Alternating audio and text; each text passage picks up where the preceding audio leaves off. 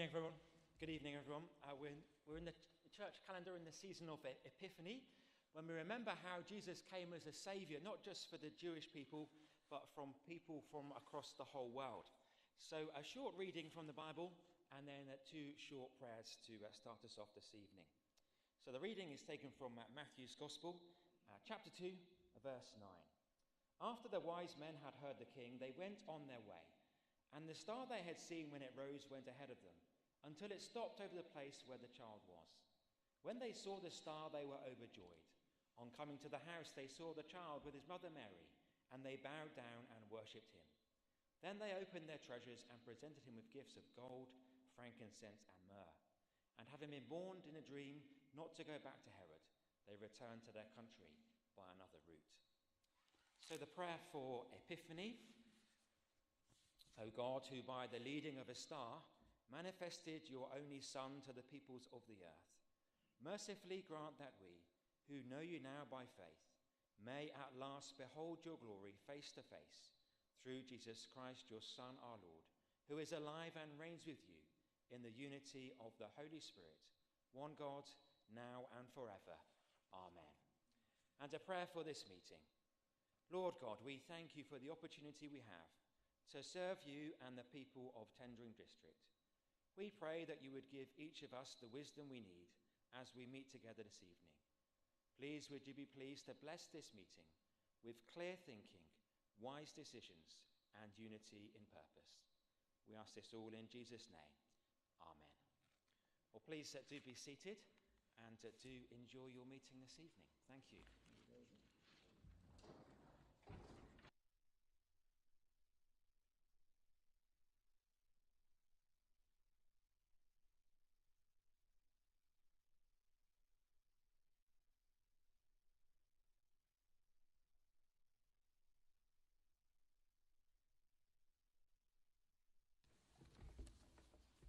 Sorry, I didn't hear that. Good evening, everybody.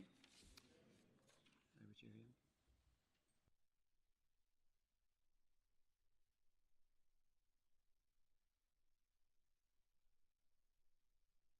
Thank you, Chairman. I have had apologies of absence from Councillor Talbot, Councillor Land, Councillor Sudra, Councillor Guglielmi, Councillor White, Councillor Turner, Councillor Skeels, and Councillor Gemma Stevenson. Thank you.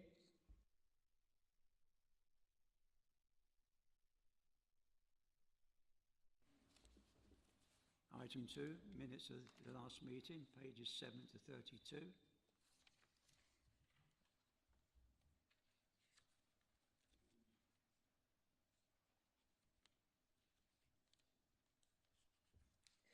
I'm happy to move them, Chair. Approve, just approve it. Do we agree? Thank you. Declarations of interest, item 3. Sorry.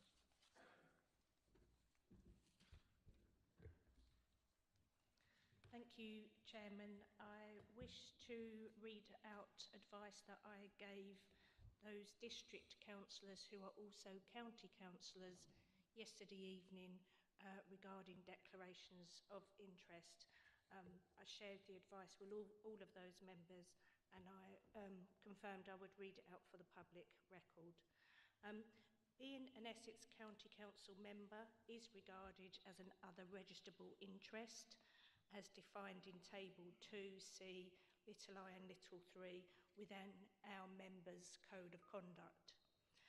Where a matter either directly relates or affects the financial interest or well-being of that other registrable interest, members are required to declare it, and whether they participate or not depends upon those circumstances.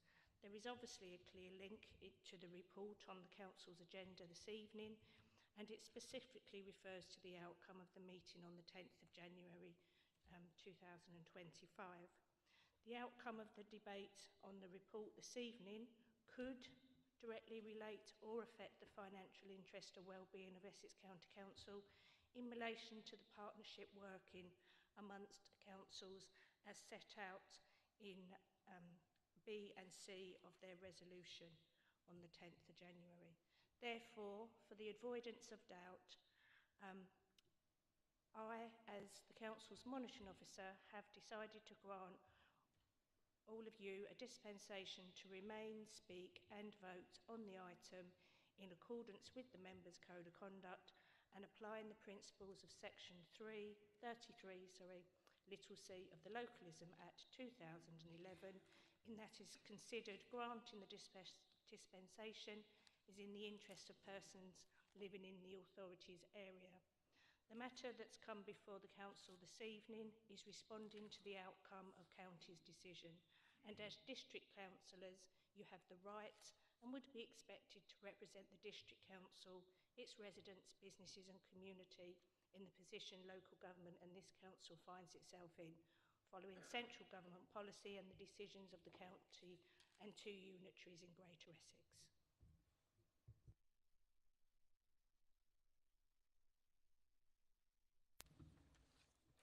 Item 4, announcements by the Chairman. You've actually got all the details of what I've been up to, but I would like to add, I'm part of a working group on parish councils. And for the first one ever, I went to Arswood, which lasted longer than our parish council, strangely enough, our full district council.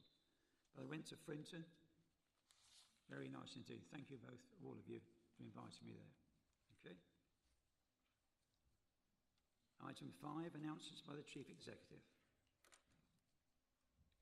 Thank you, Chairman. I've got 2 announcements, if I may.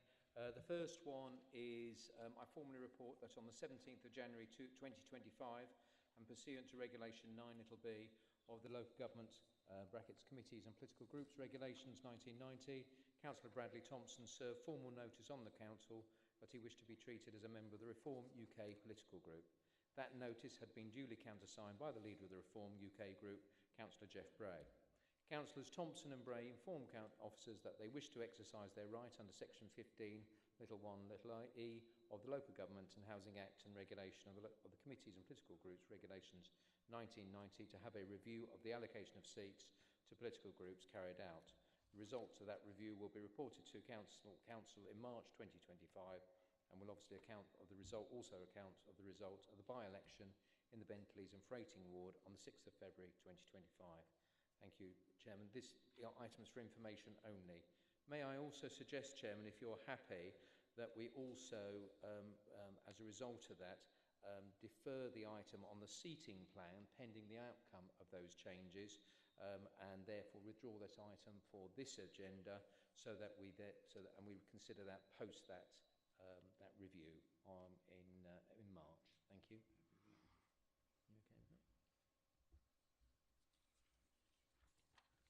Okay, thank you, Chairman. And the second item I'd like to do is report to the Council, which is actually agenda item 17 of your agenda, and if with your leave, Chairman, would like to bring that forward. I formally report that on the 2nd of January 2025, I received a letter from Linda McWilliams in which she resigned as a tendering district councillor. The letter referenced her deteriorating health and the medical advice she had received to step aside from her district council role. Notice of the vacancy in the Bentleys and Freighting ward has been given, and a requisition for an election to fill the vacancy was consequently received by 2 electors. Notice of the election was therefore has been given, and the election will take place on the Thursday, the 6th of February 2025. I would like to also, if I may, Chairman, say a few words. I've known Linda for a long time, and to say I have a huge amount of respect for her just understates what I think of Linda as a person and as a councillor. I'd like to pay a tribute to her for a long-serving councillor who has stepped down after nearly 2 decades of dedicated service to her community. Linda McWilliams' journey with Tendring District Council began in 2007. Over the years, she has held numerous key positions, including holding portfolios of environment, customer and central services, health, community safety. Her leadership and dedication have left an indelible mark on our community, particularly in the areas of health, community safety, education and partnerships. During her time serving as a councillor, Linda has represented the wards of Great Bentley and the Bentleys and Freighting. Her efforts have not only benefited our district, but have also introduced her to countless individuals from Essex County Councillors, partners from health, voluntary sector, and a myriad of others, and also, of course, local residents, all of whom have been touched by her kindness, her dedication, and the way in which she conducts her business. Linda's background in the NHS, where she started as a clerical officer at the young age of 16, speaks volumes about her dedication to helping others. Her journey from Surrey to Stanway and finally to Great Bentley has been one of the continuous service and community involvement.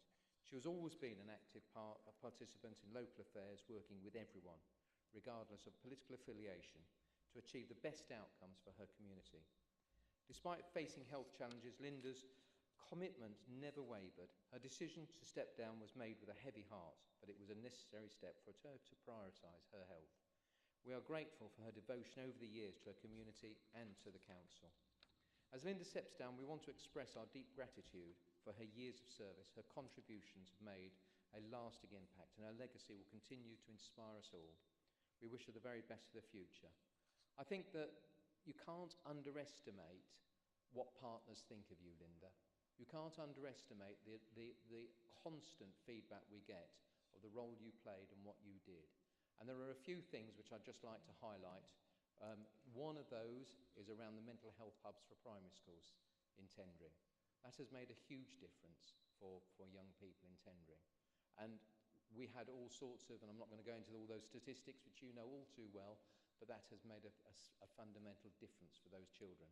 And there are children alive today who perhaps wouldn't have been but for what you did. I think also in terms of the work which you did with the Police, Fire and Crime Commission, or the Police and Crime Commission as it was originally, around the violence and vulnerability work in Tendring. And again, the difference that you have made. And each of those very senior people talk about you with such fondness, with such respect, that I think that tonight every one of us should respect and admire what you have done for this district and for our residents over a number of years. Linda, from the bottom of my heart, thank you.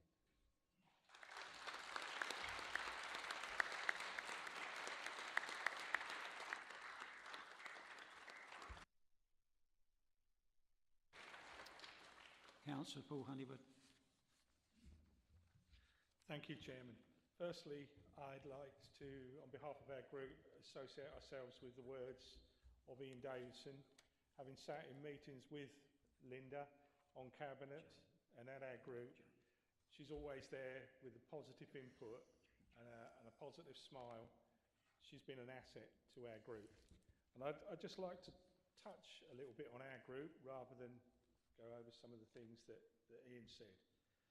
Obviously, for a group to function, there's got to be someone in the background, someone doing that work that makes it happen. And since 2008, and through 4 leaders of this group, that's been Linda. Linda's been there doing the work that means that our group has somewhere to meet, that we have a record of our discussions and decisions. It's all been done by Linda. If we've had a social event, Linda's been in the background making it happen. As I say, even the selection of our leader, we democratically elect our leaders. Linda's there doing the work in the background, always with a smile, always with a positive attitude. If you need something done, you just chat to Linda and she makes it happen. So it's a little bit different to talking about what Ian's talked about, which is absolutely brilliant. But there's a little bit hidden away about Linda that most people don't know. And I'm sure members of groups have got someone similar, but to us, Linda is something special and has really made it happen. And I just think I'd like to say on behalf of our group, Linda, thanks and well done for all the work you've done on that side of things. And I know Zoe's later on going to say a few things about of a more personal nature in the area where Linda represents. So thank you.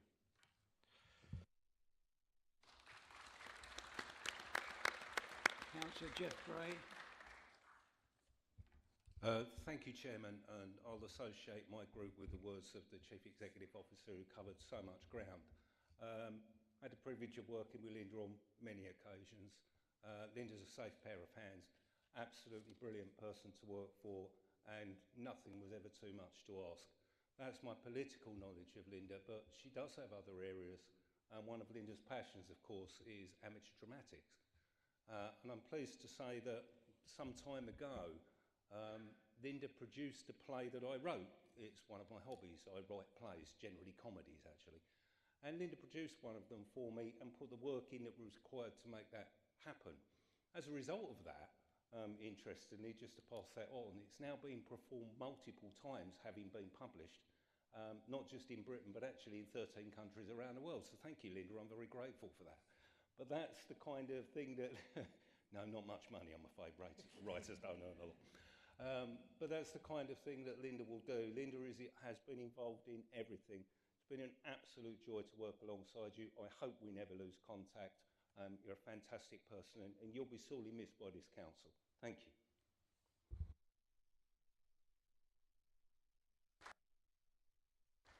Councillor Jane Chapman. Thank you, Chairman. If I were talking about a man, we would be saying they were a real gentleman. But to say Linda is a real lady doesn't sound quite right.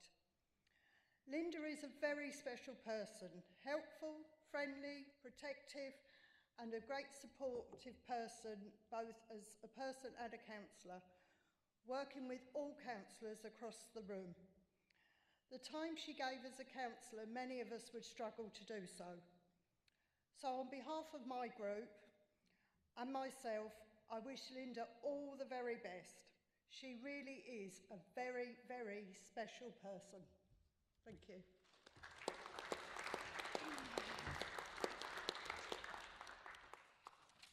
Councillor Mark Stevens. Thank you, Chairman. And as Linda would remember, you should never really follow the Chief Exec, so he nicks half your speech. So, like everybody else in the room, I'll add my comments to those already given by the Chief Executive. But you would have suffered that more than anybody else, because Ian has played a huge part in our health, and you have had to sit alongside him, listening to him and going, no, no, no. So you'll understand where I'm coming from. So when I thought I'll speak today, I thought, I don't really know you as well as I would like to have done.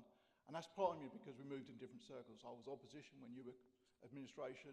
I sat on the Overview and Scrutiny Committee, and you never really came to us because you went to the CLOS, or something else that was named at the time, which I won't go into. So I decided to get my information from people who had spoken with you. And that was officers, the police, the ICB, and the voluntary sector. And what it said to me was that you are loved by many, many people. And it's shown in this room today.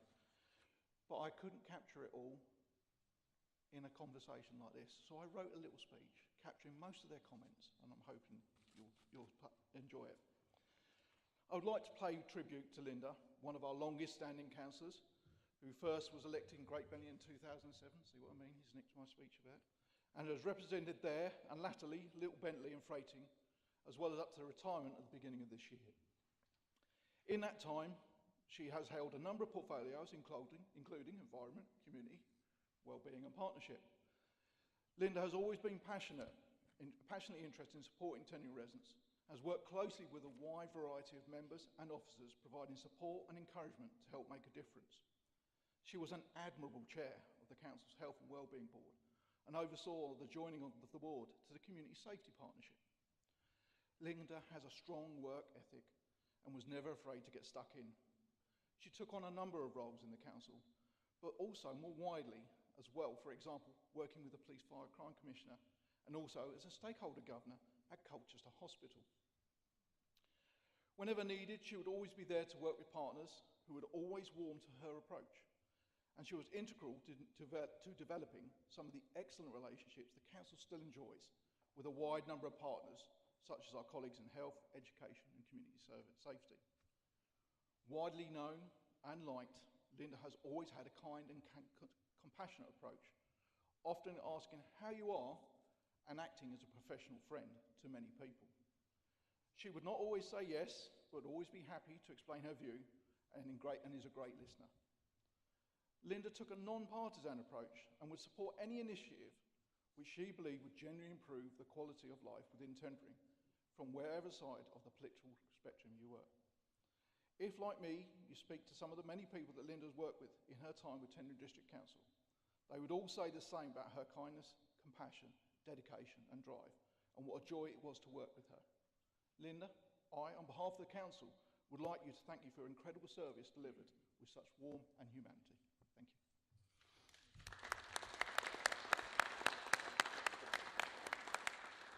Councillor Gary Scott. Thank you, Chairman. Sorry, Gary.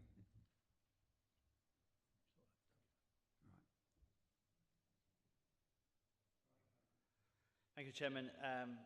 A lot was said about Linda, but I've known Linda throughout my time here at TDC and a fellow rural ward councillor, neighbours.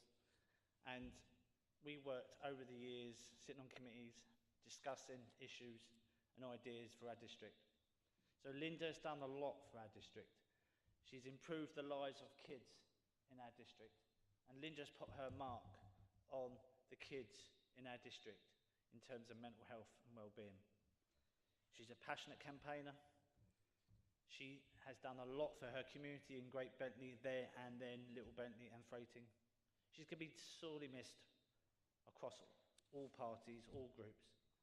And Linda has done everyone proud for our district. I wish you all the best. On behalf of the Liberal Democrat Group and my colleagues, thank you for what you've done for our district. Best wishes from us. Thank you.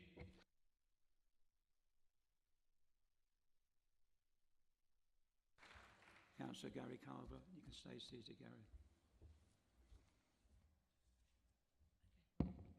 Okay. Thank you, Chair.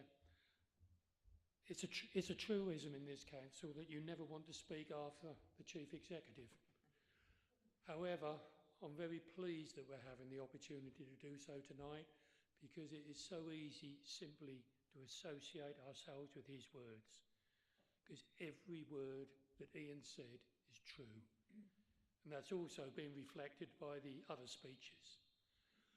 I've been given the privilege of speaking on behalf of the Labour group, and I do take that as a great privilege. I'd like to pick up on something that Paul said when he was talking about how much work Linda did on behalf of their group.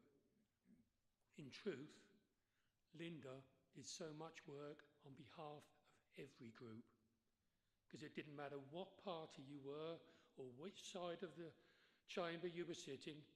If you needed help, support or advice, you could always phone Linda and always know that you'd get it.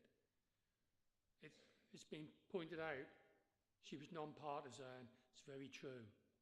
Strongly held beliefs, but the district always came first. And I would say that she is the personification of the fact that you don't have to get nasty or personal to hold a differing view. Linda was never nasty or personal. She'd fight her corner, but it was always done in the right way. And that is why every councillor in every party respects Linda. Now, Linda and I were elected to this council on the same day in 2007, and it was a very different council then. And I'm sure she sat on her side of the chamber as bewildered by some of the things that were going on as I was sitting opposite her. They were very difficult days, with the council split 30-30 and almost every decision being taken on the chairman's casting vote. And on one occasion, it looked like our coalition was going to be a person down on the night and we were going to lose control of the council. When we arrived at the meeting, we found out that Linda had had a serious riding accident and would not be able to attend the meeting. We clung on to control of the administration by the chairman's casting vote. So in closing, may I say that whilst we have always been incredibly grateful to Linda, on that night we were also very grateful to her horse.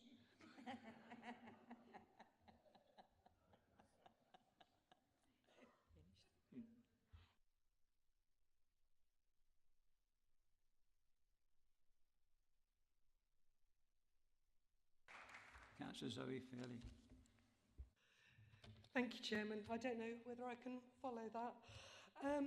It's a very personal note. I first met Linda when I was elected as a councillor in 2015, and as is the same for any new councillor, it takes some time to get up to speed.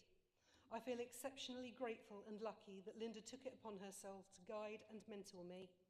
There were some training sessions, all member briefings, but nothing on the scale that we currently enjoy. Without Linda's kindness, patience and support, I would have felt quite lost while trying to find my feet. Her positive can-do attitude and hard work really set the bar for me.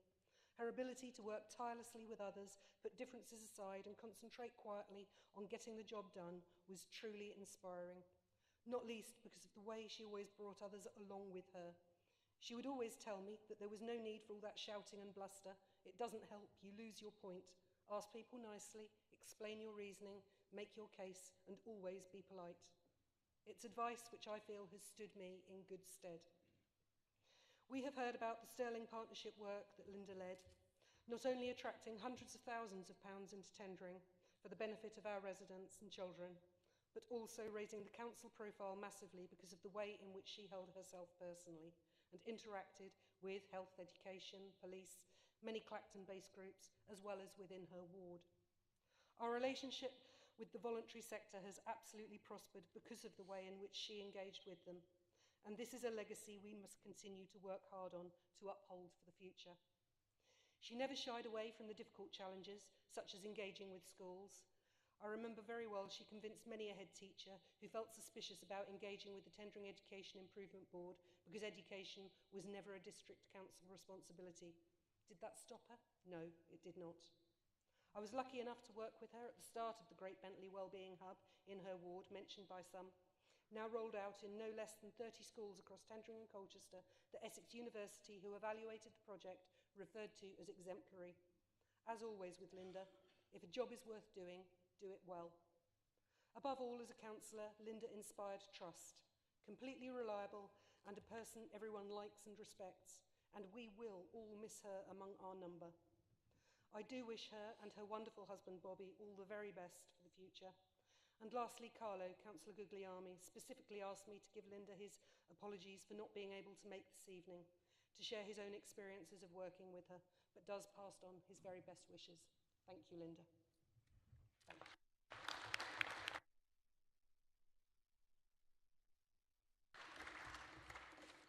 I'd like to have 5 minutes. Linda, what can I say? When I joined the race of going into politics, my first 2 elections I lost. There's a gentleman sitting in this room, I got 5 votes just before closing time. When we had the votes, there's 3 in it, we had 3 by-elections, don't ask me why. But Linda, this lady sitting behind me, I found out it was Linda, she said, Dan, they might be out by 1. Impossible by 2, but they won't be out by 3. You've got it. And that was Linda, just to sum her up on that night. And I did, I won it on that night. Thank you for being there, Linda.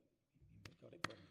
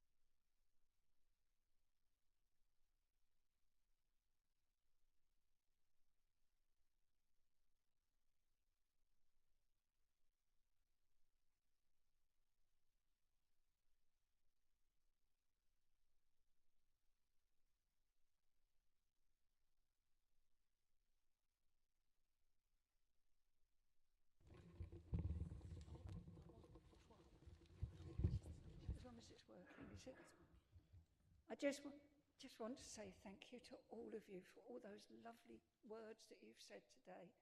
It's made me feel really humble and it's brought tears. I am sorry to say it has. And I do try not to do that. But under the circumstances that we've been going through with as a family, and I brought half of them with me tonight, just to let you see, but they've all been supporting me, been so helpful. I have to say, doctors, consultants and everything else, the health service has been absolutely wonderful in helping me with all of this as well. And I do appreciate it so much. And I do wish I was able to be fit enough to sit with you and have a few words to say of support for whatever is going on. I really do appreciate it, but I'll go and sit down out of the way, and possibly we might be going home because otherwise I fall asleep. But thank you all so very much, everybody. You know, I do appreciate it.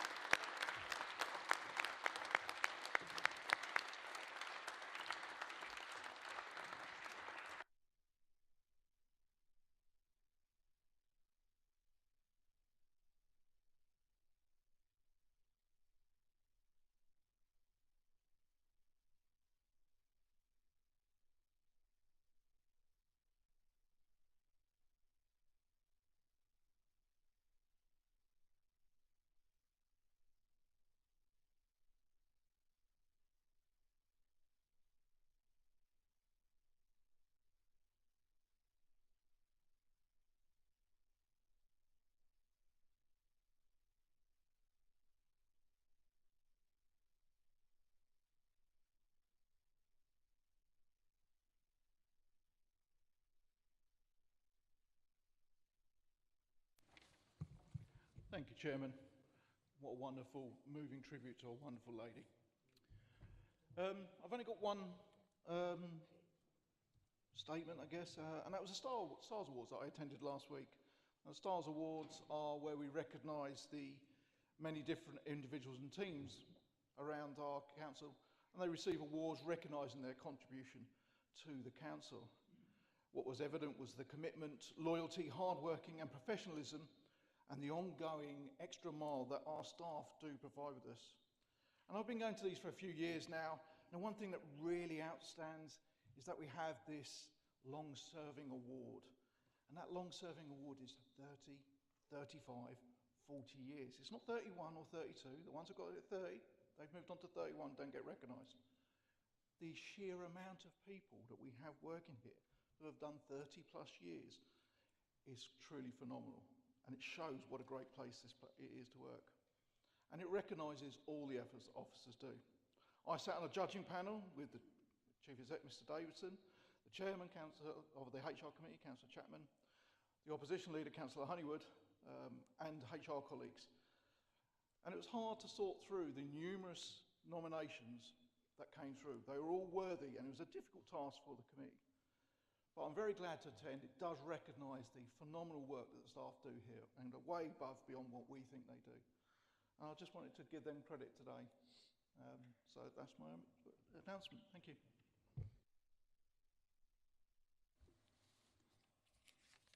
Item 7, statements by members of the Cabinet.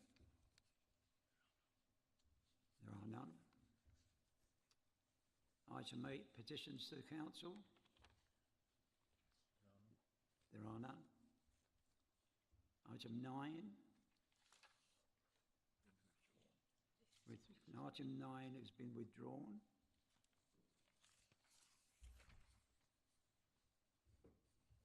Item 10, urgent Cabinet and portfolio holders' decisions. Mark Stevenson. Councillor Mark Stevenson. None. Okay. That's good. Item 11, minutes of the committees, pages 35 to 54. Councillor Mark Stevenson. Chairman, I'm happy to move them en bloc.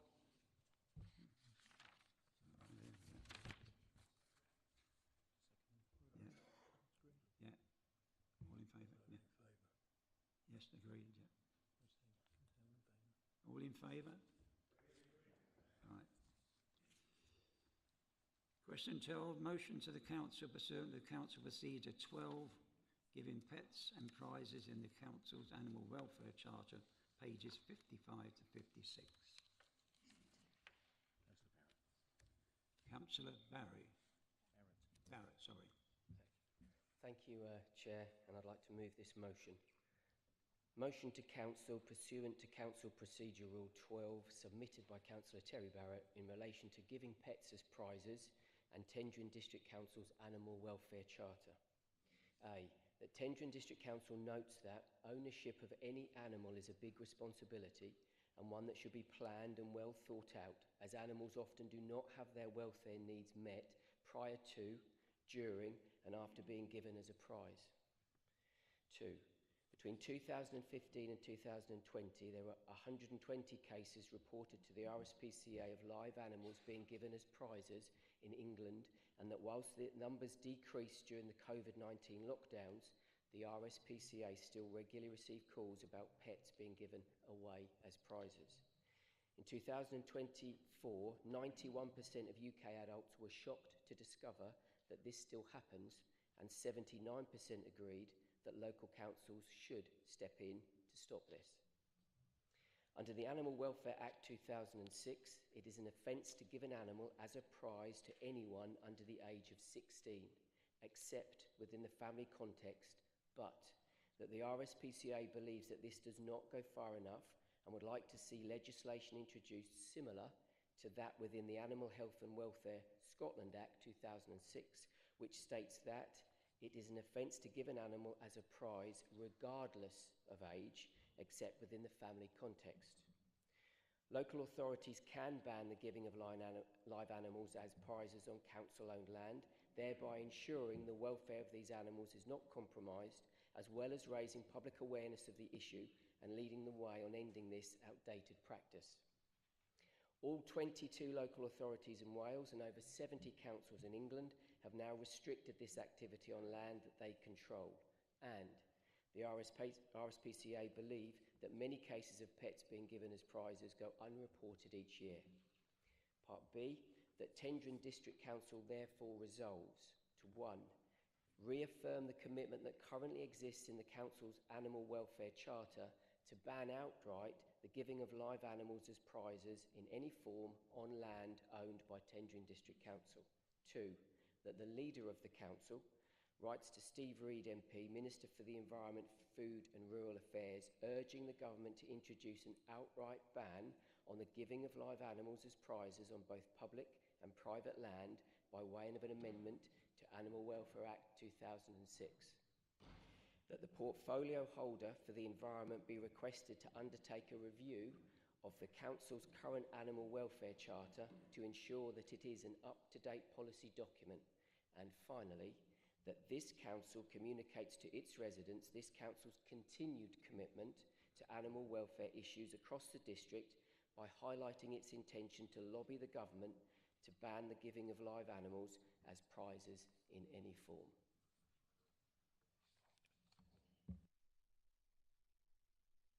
Got a seconder?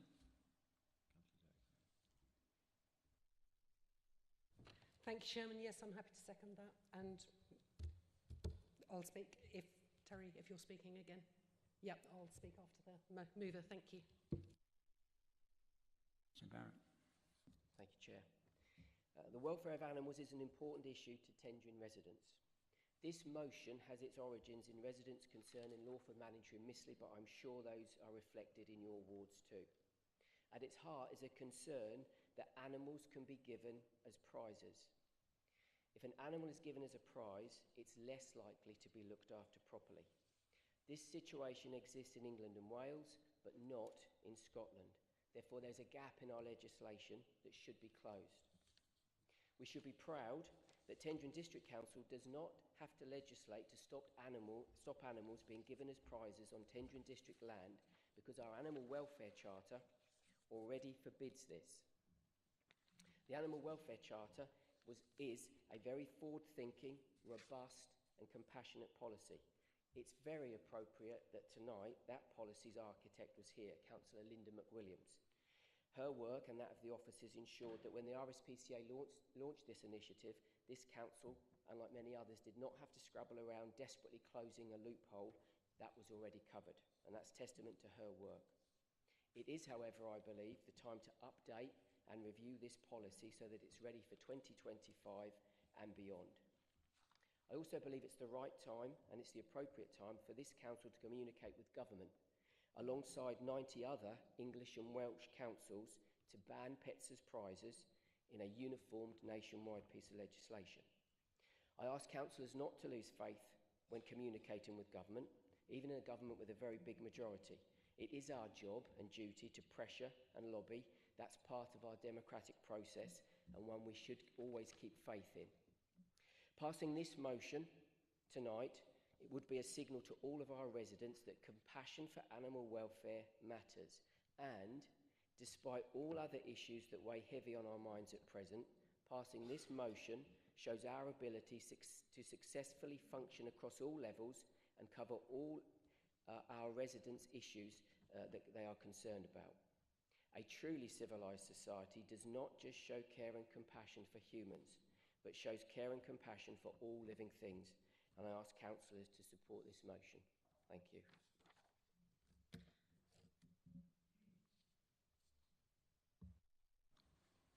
Councillor Zoe Fairley. Thank you, Chairman.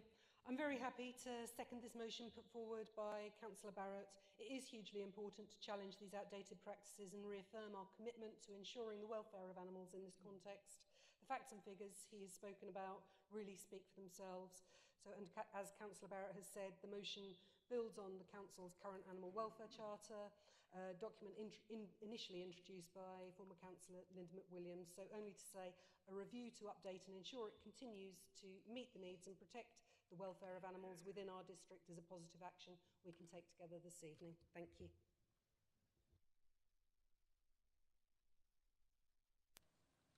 All those in favour? No. Zoe, you want to speak? Sorry. Does anybody else want to speak?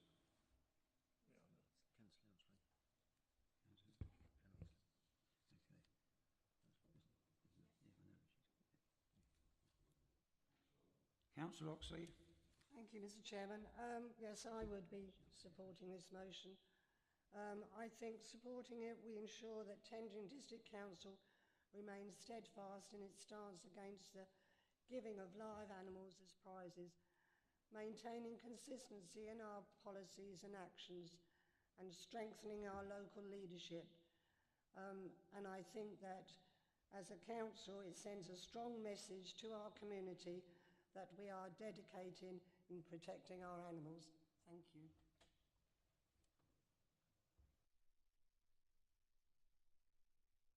Councillor Mark Stevenson. Thank you, Chairman, and I thank Councillor Barrett for bringing it to the council. We had a conversation about this before he put this in, and he did point out to me that several updates that needed to be done with the current thing that Linda Williams kindly done many years ago. I think it's fair to say that we're all animal lovers. We live in a rural district, and plenty of us have all sorts of different kinds of animals. I personally got my cat in June. Now I want to make it personal, and Mango was from Cat Rescue. And it's heartbreaking to see how many animals and pets can be left in cages and everything else just because somebody felt that Christmas was over and I don't want that anymore. And it goes along with the animals and pets. You shouldn't be giving things to people without the responsibility of thinking through the ultimate decisions that come with those. And so, Chairman, I'm very happy to do all of these recommendations, and I move that we go to the vote.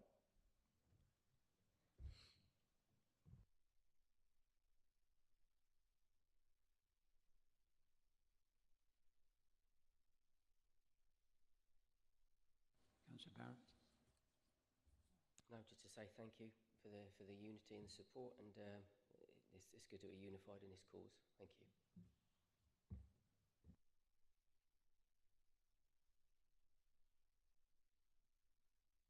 All those in favour? That's unanimous. Thank you. Any against? Any abstentions? Unanimously carried.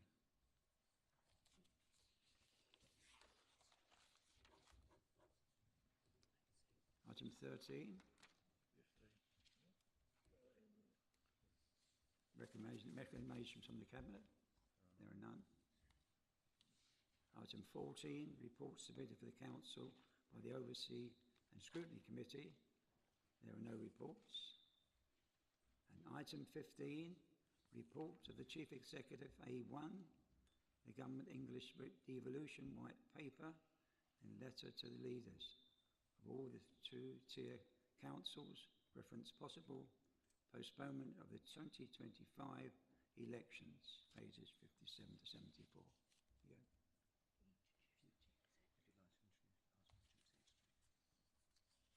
Chief Executive Ian Davison. Thank you, Chairman. Before we go to the normal process of the debate, I thought it'd be helpful just to do some introduction around this, both to explain a little, and I know that obviously for some members you've seen this on the all-member briefing, but also just to introduce for the debate. So let me just start by saying what is happening. Now, you've got the report before you, but just let me explain a bit more. So we have two things which the government have brought forward, is devolution, and it's also local government reorganisation, LGR. So in terms of these, there are two separate processes. They're two different sets of legislation. However, on the 10th of December, the government brought forward on a white paper. They brought forward to say that they are seeking for local authorities to come forward with proposals to be on basically a fast-track scheme in which they can look at having a combined authority and elected mayor. They also said that they are asking where those were brought forward for councils and for leaders to express an interest as to whether they also wanted to have local government reorganisation. So, in essence, the government is looking to have mayors and combined authorities across the country, which was an aspiration of the previous government and of this government. It is looking to say is that there will be the combined authorities will take and will have delegated to them things like skills, highways, infrastructure, strategic planning, and then there will be a single elected mayor, which would be representative of that to government, much as we've seen in some areas such as West Midlands, such with Andy Street previously, and then Andy Burnham in Manchester. So you can see that they're covering a much wider area than in an individual local authority. In terms of the strategic authority areas of competence, it's transport and local infrastructure, skills and employment support, strategic planning for housing growth, economic development and regeneration, with local growth plans for the wider area, environment and climate change, health, well-being and public services, and public safety. Whereas at the moment we have a fire and crime commissioner, in many areas it's a police and crime commissioner, the police, fire and crime commissioner, or the police crime commissioner will come under the purview of the elected mayor. So we'd no longer have a separate PFCC, but it would instead be part of the mayor.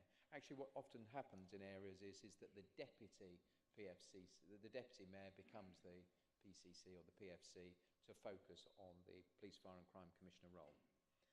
The government is seeking to legislate to enable the government to create strategic authorities where local leaders have not been able to agree. So if an area doesn't agree, the government will legislate because they want to see those across the country.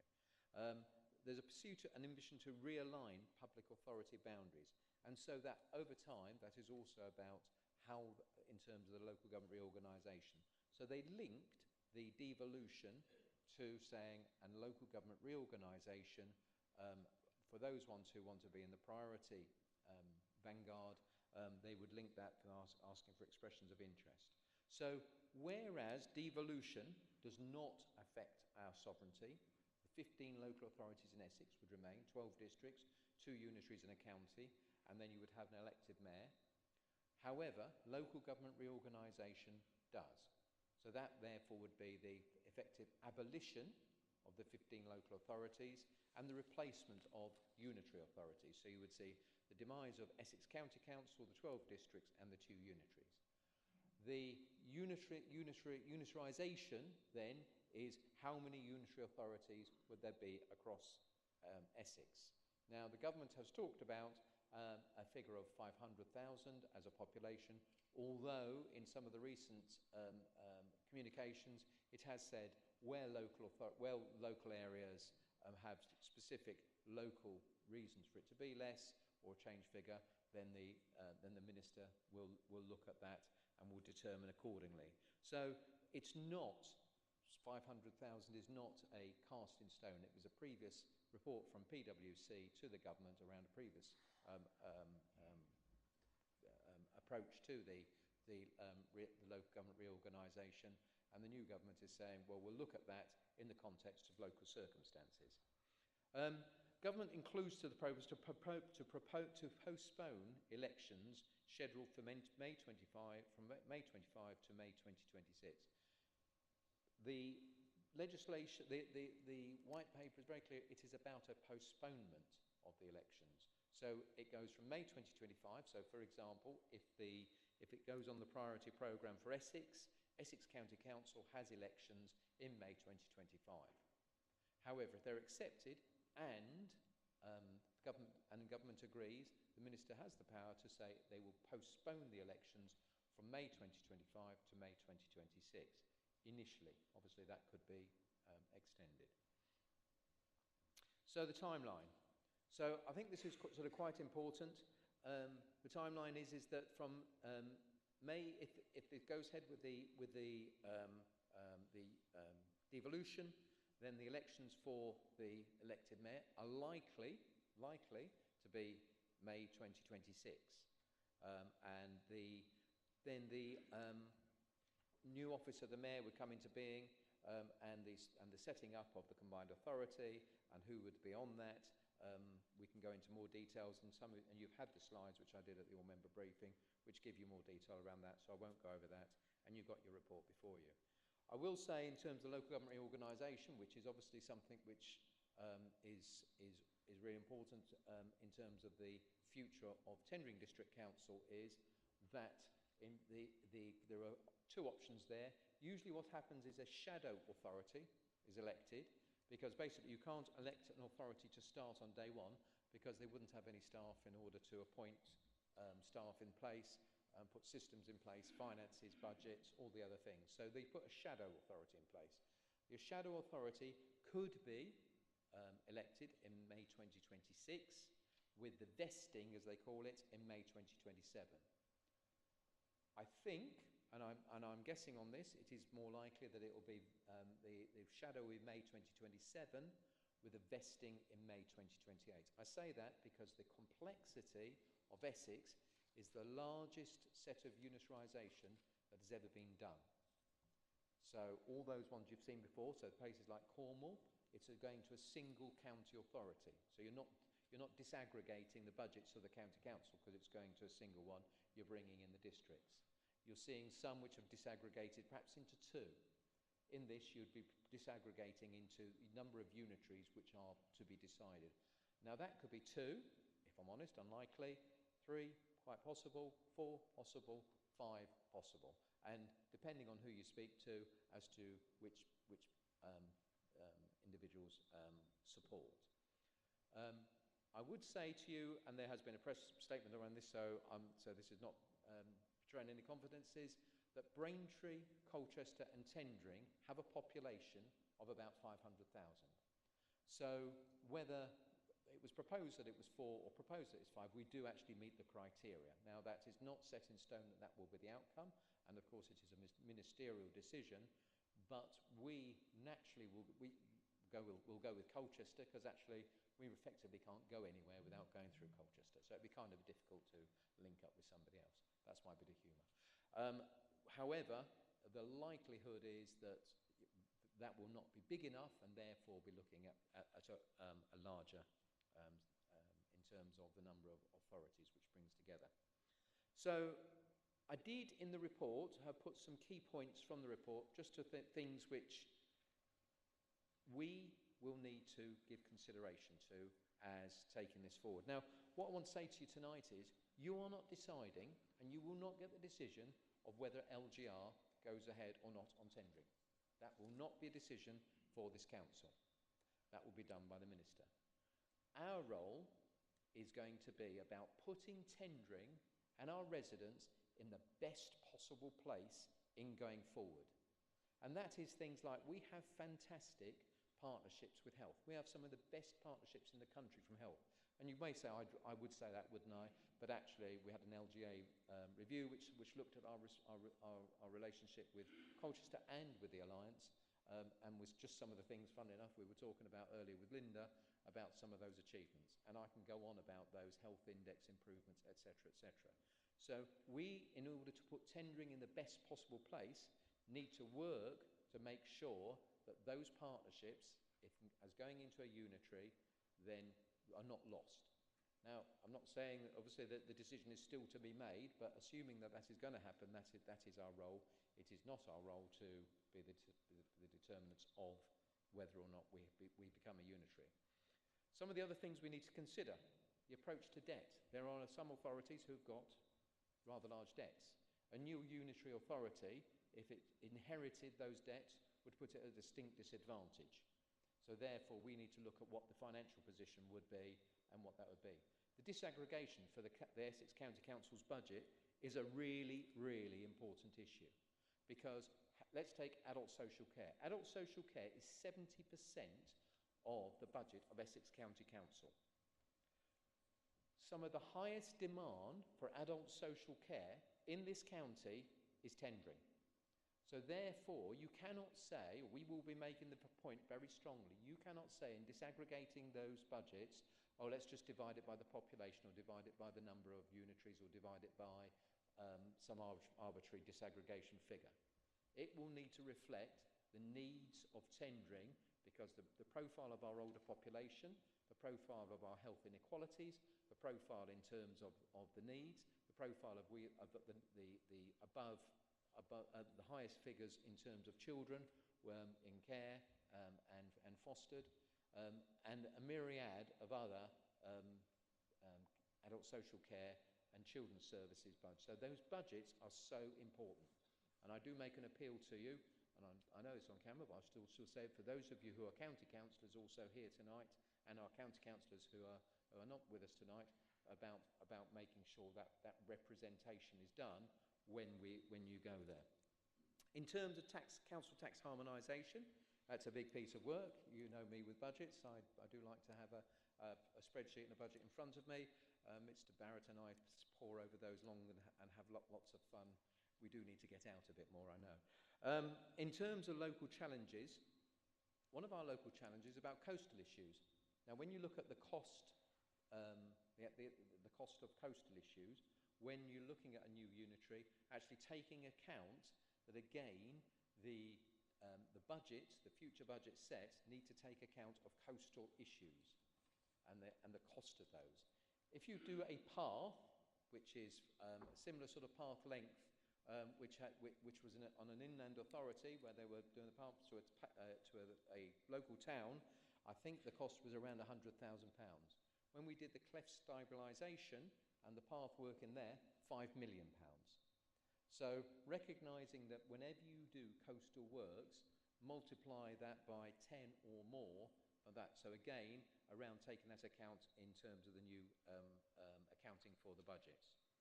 I think in terms of one other thing is the scale of work that this is going to take. Now, allowing for that this is going to go through, and as I say, I'm not going to preempt that, but we are looking at this on the basis of that application has gone in, and what we're going to, and therefore we need to plan for that. And I, as the chief executive, and you as members, about putting yourself in the best, putting tendering and our residents in the best possible place, we need to plan for that. That will take a significant amount of work. Every single area of the council will need to look at how we work together more closely with different authorities, systems which we have, the finances which we had, staffing, etc. Councillor Stevenson earlier spoke about the STARS Awards, and just for once, just so you know, you stole my words, so that makes a change, doesn't it? And it was a fantastic event, and I went home and I felt quite upset, because those people rely on us for their mortgages, rely on us for their wages. So we need to put them in the best possible place. and making sure that they are there to be able to support. Now, a lot will go into the new authority, but can I just ask members also, please be sensitive when you are talking to staff about this, not about just like it's another process to go through. This is people's mortgages, this is people's livelihoods, and being that sensitive. So it is a really important piece of work they're going to do. The other thing which they're going to need to look at will be around priorities. Now, you have, as a council, set your corporate priorities. We have also had annual priorities. We will have to be looking and reviewing about what are our priorities of our priorities, because you won't be able to get through everything in that timescale with the demand on staff. And they are absolutely key in terms of bringing that. I also want to ensure that we don't lose staff in terms of that, because obviously going through, because people are going to be saying, we're going to be looking at alternatives. But actually, local government and Tendring District Council is a fantastic place to work, as we've been hearing, and we saw at our STARS Award. And we want to make sure that we are still a good offer, but we've also put our staff in the best possible place going into the new organisation. And that will be a significant thing which we will work on. I would say one final thing in terms of that is that we, as the senior managers of this authority, we also have an important role around maintaining the morale of our staff, because, as I pointed out on the timeline, that's at least a 2-year, probably a 3-year delivery programme. We've got 3 years where people are still delivering for our residents. We're not going to be shutting up shop, putting everything in the cupboard and just talking about LGR. We're still going to be delivering on coastal. We're still going to be delivering on the myriad of other things that we do: environmental health, planning, collecting council tax, benefits, housing, our housing stock, maintaining housing, good quality housing for there.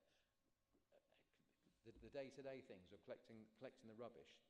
And we need to continue to deliver both on those things which we do well, but also which we're legally required to do, our statutory roles, and make sure in those 3 years we continue to deliver our statutory roles, which is going to continue to be absolutely key. So, senior managers and yourselves as members and portfolio holders who work closely with staff, about having that relationship to ensure that we put staff in the best possible place, we maintain morale, but also we can continue to deliver services for our residents, which may be over the course of the next 2 to 3 years, and indeed sometimes reorganisation, whilst the vesting date may come in, but actually there's still transition onwards for services to go in.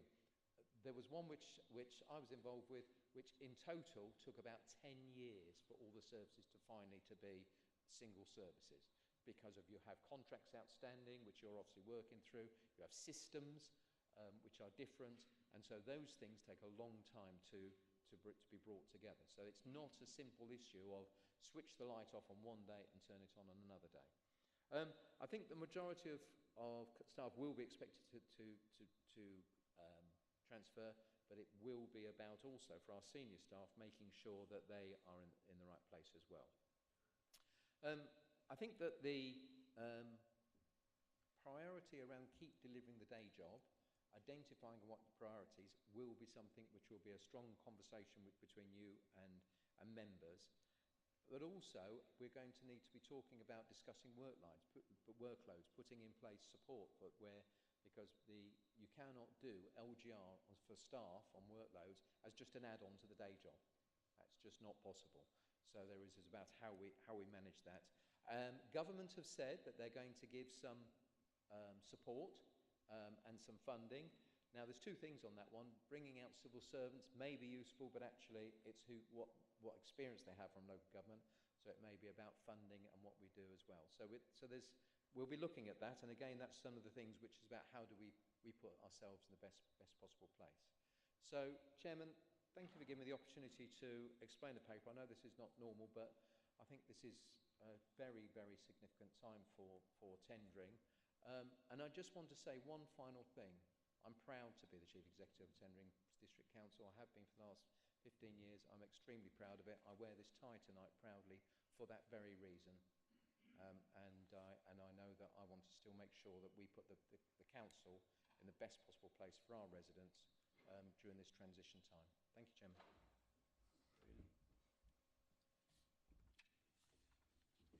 Leader of the Council, Councillor Mark Stevenson. Thank you, Chair. I'm happy to move this report. Do you need a seconder first? He's got a second. Chairman, I second and reserve my right to reply later on in the debate.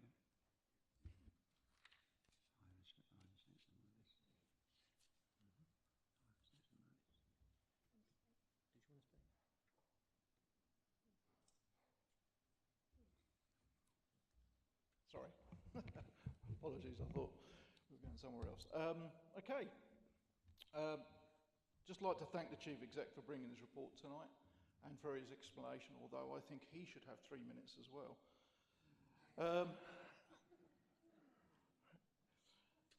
So the report talks about Essex and that the vote is done, so I really don't want to go into that tonight, but we also need to look forward. So this is a story of two halves.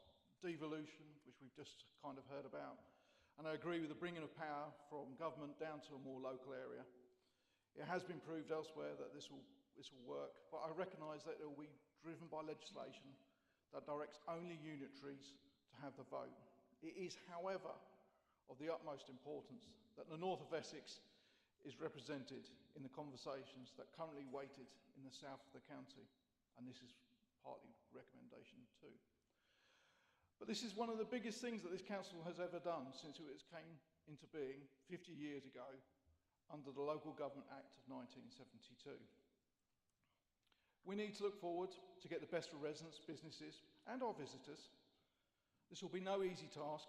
If LGR goes ahead, there will be many things that need to be navigated, such as capacity issues, cost, disaggregation, to name a few. Thankfully, we are well briefed through our all-member briefing, putting all of us on a better foot of understanding which lies ahead. It is part of that recommendation that will continue to see us all up to date on this progress.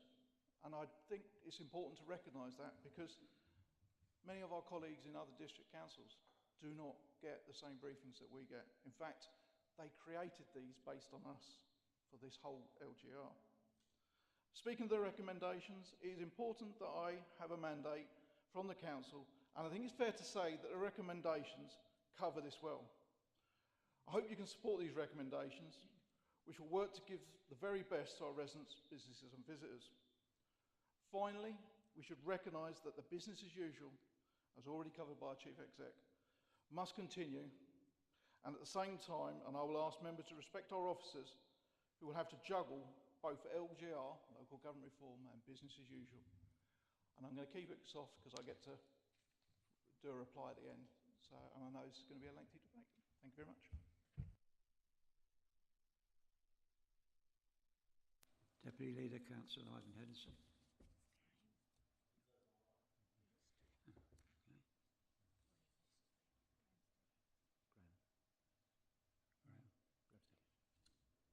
Councillor Graham Steady. Thank you, Chair, and thanks for a real good presentation by all. I'm probably going to do this as a town councillor, so I'll declare an interest. I am a town councillor. And I would just like to request that the leader, at the opportune time, a briefing be given to leaders of town and parish councils to keep them fully informed. Whilst I agree that we do have all members' briefings, sometimes it is a bit full on, if you like, but it would be quite nice to have some sort of presentation as the Chief Executive has given tonight to keep town and parishes up to date. And it will also fit in with the part of the scrutiny committee, the community leadership. We are doing the beneficial workings between tendering and also district council, town councils as well. So I hope the leader will take that on board. Thank you very much. Councillor Mark Cousins. Yeah, Graham's just come in. I also lead a town council, and actually my question was almost a question to the legal officer. We've heard dispensation for dual-hatted members district to county, but quite clearly as Graham was suggesting, and I've already had words with the Chief Executive already, that there will be debates between the town and district councils over potential for take on other responsibilities, and that maybe we should be looking at dispensation for for town and parish councillors where they're also district councillors, because they're quite obviously going to be discussions over maybe assets that might want to transfer. I mean, I think back to, I sit and look at the board in Frinton now, and we look at the old Frinton Urban District Council, where some of our assets are maybe some of the assets that we'll, maybe want to take back at a later date. But can we look at the legal implications for town and parish councillors that are also district?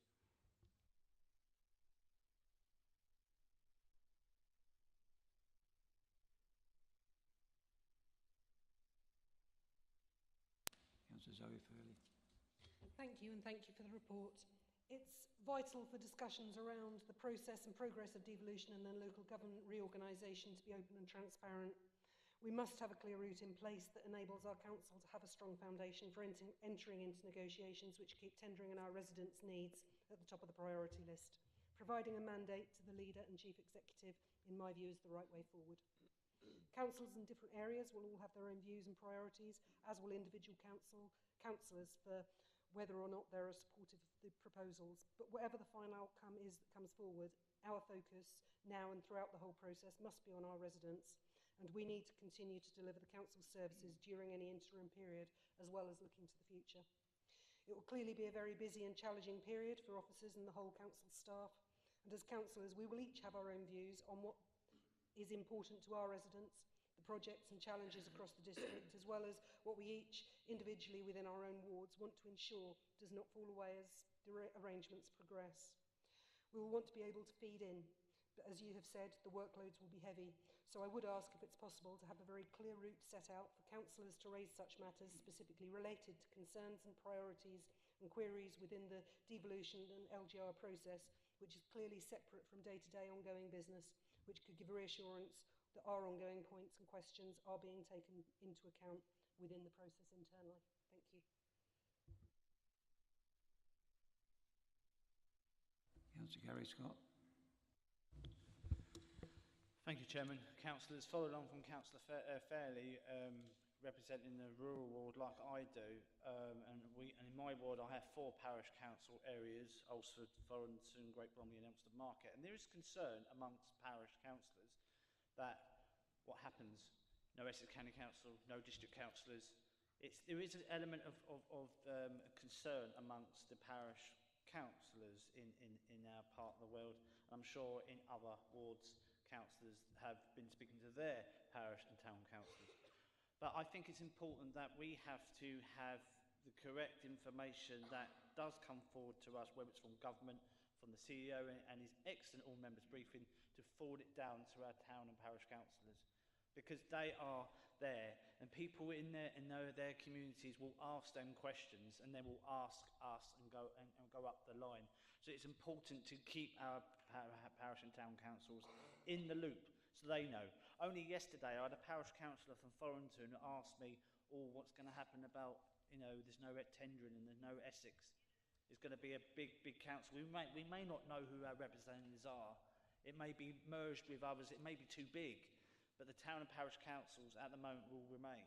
And there's an element of concern where that gap is going to be widened from a big unitary authority of 3 or 4, where the parish and town councils there at the bottom. So there's an element of gap where people may lose their representation, and it's the town and parish councils that a lot of us will miss out.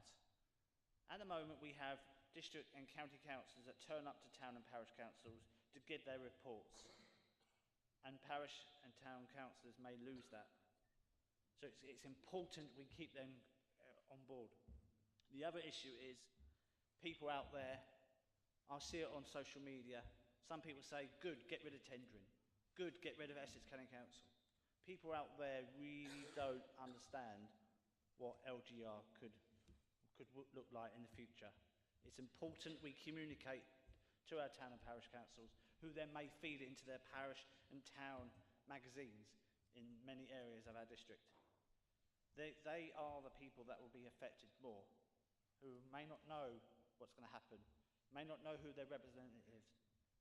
It's important we keep the people at the town and parish councils, the mayors of Frinton and Walton and Manningtree, Harris and everywhere else, the town and parish councils in the rural areas, because every month, without fail, they come to their meetings, they want to get involved, they want to talk about a pile of rubbish down the bottom of the street or a bin's been missed or something. They contact us as ward councillors, they may contact the county councillor.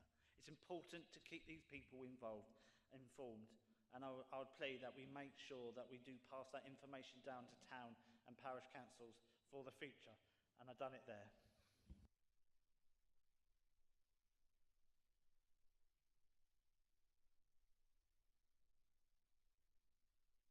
Councillor Mark Platt. Thank you very much, Chairman. And as somebody who has a role at Essex, I felt it was very important to speak, and I welcome the opportunity tonight. And I was deeply encouraged by the words of our Chief Executive and how fortunate this council is to have a Chief Executive that is passionate about his role as he's demonstrated tonight. This is a very important and emotional topic. There's a huge amount of rumour and speculation. There's people saying that this is anti-democratic. I'm not old enough to remember what happened in 1974. Perhaps there are some people here that do, but I imagine very similar conversations were had then. And it's right that, given 50 years on, we look again and we explore new opportunities about how we can make things better for our residents. Because that's what this is about at the end of the day, our residents. It's not about us as councillors, it's not about councils, it's about what matters to the people that we look after.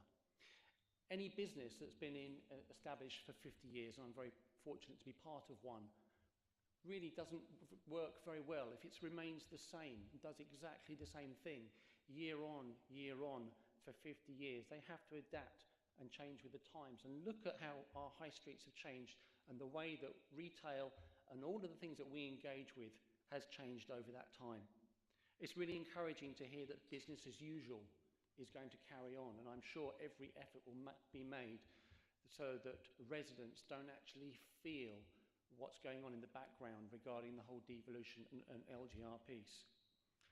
I think it's important about our parish councils. I'm very aware of the EALC and the great role that they do, and I'm sure there'll be messages coming down from them. But there's opportunities for every district, city and borough councillor for a couple of meetings that have been arranged in the evenings in dates to come, and you should have all received an email as tendering members to that. I think it is the right thing to do. Yes, some people will have difficulty stomaching the fact that elections are postponed. But if you look, as we've heard from the Chief Executive, the complexities of doing such a thing, no other council this size has been done before. And I can tell you from what I do at Essex on a day-to-day basis, how complex that is. It's just incredible. So it's right that time is taken to make sure that what we do sets the right pace for the next 50 years. Thank you.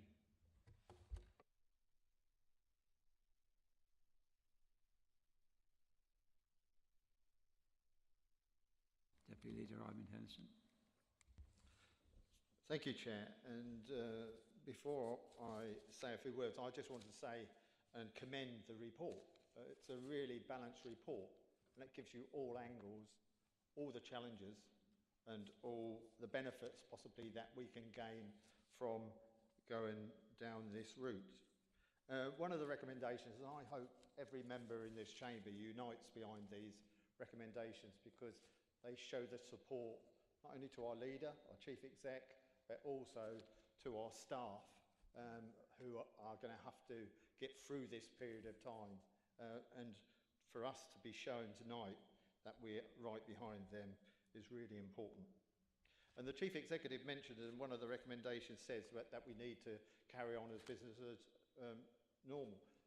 I can say on my portfolio, we've got about 60 to 70 million pounds worth of capital investment to actually deliver in this district, from Dovercourt to Clacton to Jaywick. And it's really important that we actually come together, and I know we will as a cabinet, to make sure that we deliver those projects on time and on budget. That is really important. And also to make sure that we carry on a business as normal throughout that time. So this is actually asking us to give the mandate to the Chief Exec and the leader, not only to actually be at the table to negotiate for us, but also to make sure that tendering's got a strong voice at that table.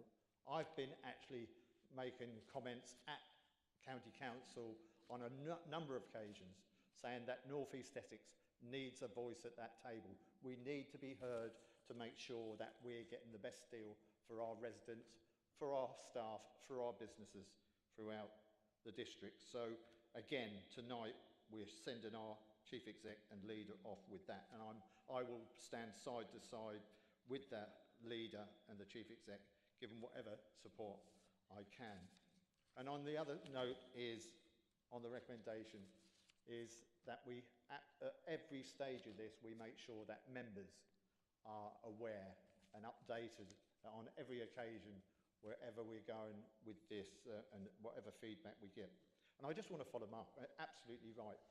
For this side of it, the two parties share the same aims. It's for the residents, and I think we can make a difference and improve things for our residents, and actually make the residents a better understanding of how local government work, because it is really confusing.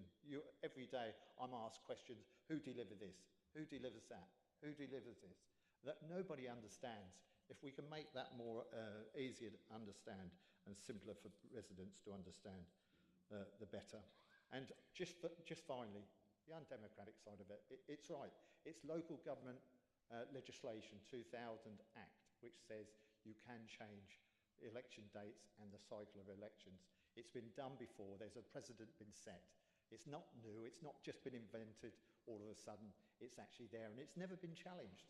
So I'll just say, Chairman, the final remarks is I hope every member in this chamber unites behind these recommendations tonight. Thank you. Leader, Councillor Mark Stevenson.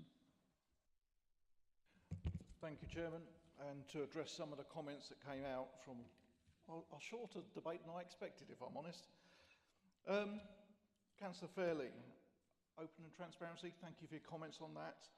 I'm happy to make a promise, and if you know me, I don't make promises easily, but that will be my promise about open transparency to all members today, and from now until the LGR is done. And I'm going to assume that LGR is done, that my door is always open.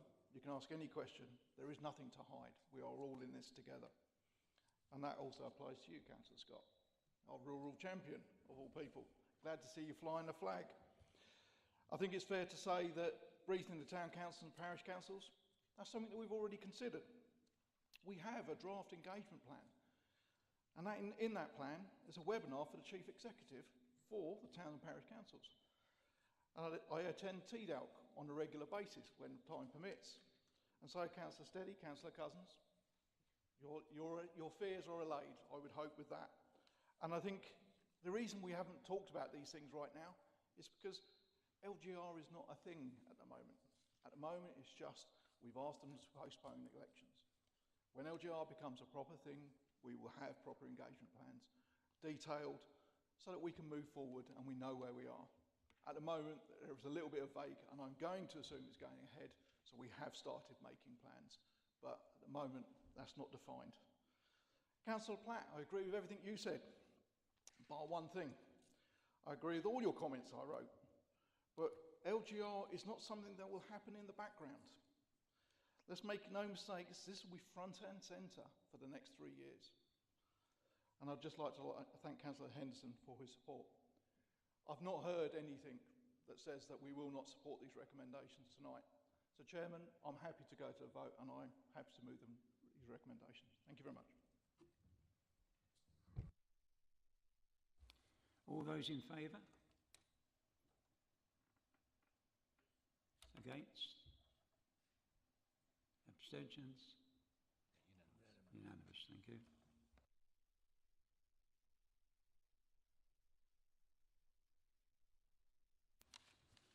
Item 16, report of the Chief Executive, A2 resignations from the Tending Independent Group, pages 75-76.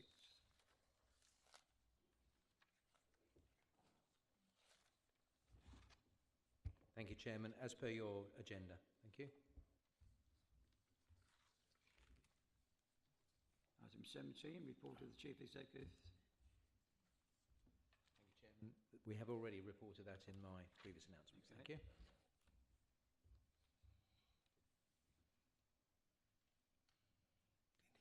me speak. 18. Report of the Chief Executive. Change in the membership committees. Thank you, Chairman. As per your report. Thank you. 19, joint report of the Director, the Governance and Monitoring Officer and the Cabinet has proposed amendments to the Article 9 of the Council's Constitution, TDA-LC, representations on the Town and Parish Council Standard Subcommittee, pages 81-84. Mr. Mark Stevenson. Thank you, Chairman. That's a bit of a mouthful, but I'm happy to move it as written in the recommendations. Thank you.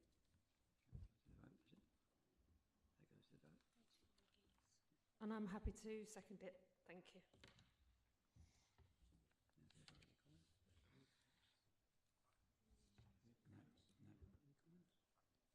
Any comments?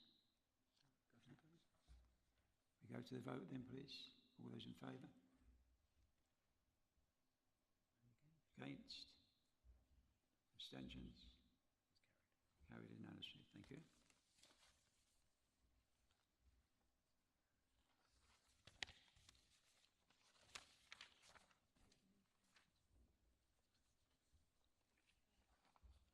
Question 20. Questions pursuant to the Council Procedure Rule 11.2. There are none. Thank you. Question 21. Seating plan for the meetings of the full council in the remainder of the 24-25 municipal year, pages 85 to 86. This has been deferred.